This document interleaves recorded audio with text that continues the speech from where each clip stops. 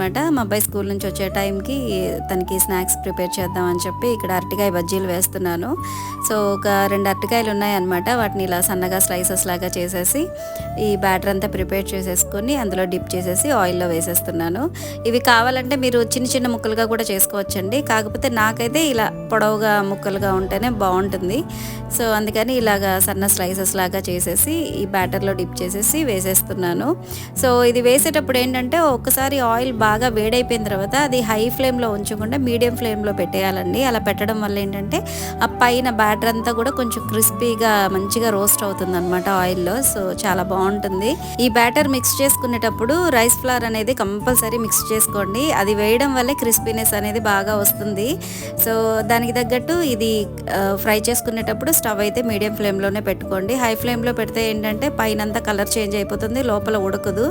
so అందుకని medium ఫ్లేమ్లో పెట్టేసి